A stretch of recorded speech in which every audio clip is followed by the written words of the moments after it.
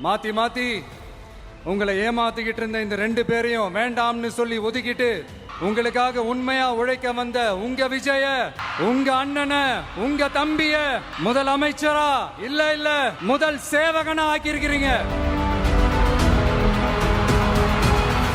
Sir, இப்போ CM Vijay அவர்களுடைய இந்த 2 வார கால ஆட்சிக்கு 10க்கு நீங்க எவ்வளவு மதிப்பெண் கொடுப்பீங்க சார்?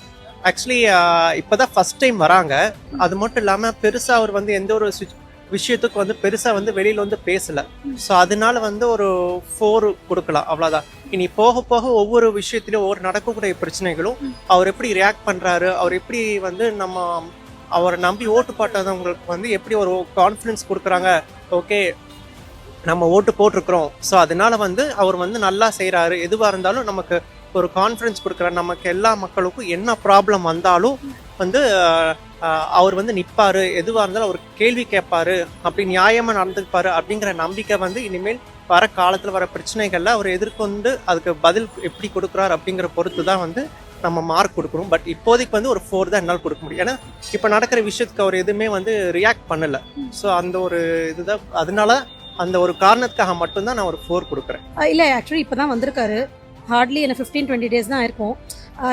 யார் ஆட்சிக்கு வந்தாலுமே கொஞ்சம் டைம் கொடுத்தா மேபி நமக்கு இப்போ நமக்கு எதுவுமே தெரியல. நம்மளாம் பிக் பாஸ் லைவ் பார்க்குற மாதிரி கூடவே பார்த்துட்டே இருக்கோம், அப்படியே எல்லாமே அப்டேட்டாக பார்த்துட்டு இருக்கோம். அப்படி இல்லாமல் கொஞ்சம் வெயிட் பண்ணால் மேபி நமக்கு சில எத்தனையோ விஷயங்கள் நல்லதும் வெளியே வருது, சிலதான் அவங்க பண்ணுற சில மிஸ்டேக்ஸும் வெளியே வருது.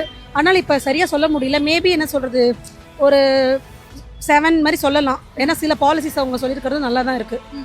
அந்த டாஸ்மாக் க்ளோஸ் பண்ணுற இஷ்யூவாக இருக்கட்டும், அப்புறம் ஸ்கூலுக்கெல்லாம் கூட நேற்றுக்கு சொல்லியிருக்காங்க, நிறையா நாங்கள் பேசிக்லாம் கேர் பண்ணுறோங்கிற மாதிரி சில ஆக்ஷன்ஸ்லாம் இமீடியட்டாக எடுக்கிற மாதிரி தான் சொல்லியிருக்காங்க. நடந்ததுன்னு ரொம்ப சந்தோஷம் தான், ஆனால் கொஞ்சம் டைம் கொடுக்கணும்னு தான் தோணுது எனக்கு. 10க்கு 10 தான் கொடுப்பேன். அவர் நல்லா தான் பண்ணுறாரு.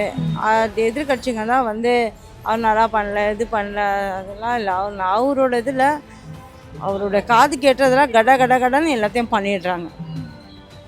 இந்த இது மட்டும் இல்லை, இன்னும் 5 வருஷம்னாலும் அவர் தான் இருப்பார். இந்த மாதிரி வேகத்தில் போனால் அவர் எல்லாருக்கும் நன்மை தான் செய்கிறார், ஒன்றும் கெடுதல் செய்யலை. இந்து முஸ்லீம் அந்த பாரபட்சமாக கிடையாது அவர்கிட்ட.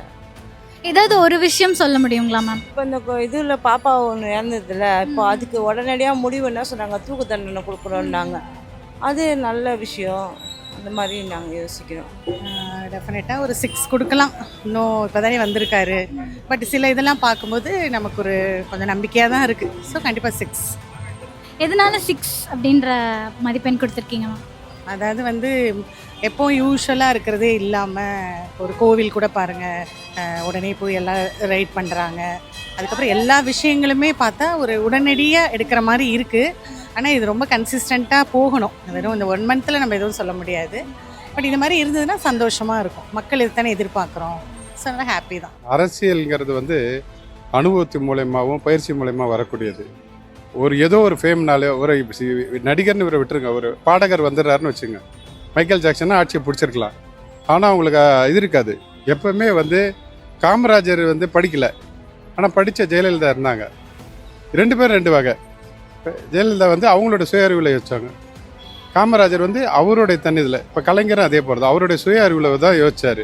அந்த செய்யணுங்கிற ஒரு நல்ல எண்ணம் இருந்ததுன்னா செய்ய முடியும். சும்மா என்ன நான் வந்துட்டேன் சிஎம் நான் செய்வேன்லாம் செய்ய முடியாது. அது எதிர்பார்க்கவும் கூடாது மக்கள், முடியாது அவங்களால. அவரால் நடிகரால் அவராலையோ யாராலையும் நிச்சயமாக நல்ல ஆட்சி தரவே முடியாது. அது அவர் அனுபவம் வரத்துக்குள்ளே அவர் ஆட்சியிலேருந்து இறங்கிடுவார். இதுதான் விஷயம். Politician can do a political, அப்படி தான் நான் பார்க்குறேன். ஒரு அரசியல்வாதி தான் ஒரு அரசியலை செம்மையாகவும் மக்களுக்கு நலம் பயக்கும் வகையிலும் அதை சரியானதாகவும் செயல்படுத்த முடியும் அப்படின்னு நான் நம்புகிறேன். அதனால் I'm telling that Vijay is not a politician. 2 வாரத்துக்குலாம் தர முடியாது. மினிமம் ஒரு 6 மந்தாவது நம்ம பார்க்கணும். 2 வாரத்தில் வந்து பார்த்தீங்கன்னா அவர் புதுசு ஃபஸ்ட்டு. பழைய ஆள்னா கூட பரவாயில்ல, ஆல்ரெடி ஒப்பீனியன் பண்ணலாம். புது ஆளுன்றனால நம்ம ஒப்பீனியன் பண்ண முடியாது. 6 மந்த் அவருக்கு டைம் கொடுத்தா தான் நம்ம சொல்ல முடியும். என்ன நடக்குதுன்னே அவருக்கு அப்போ தான் தெரியும்.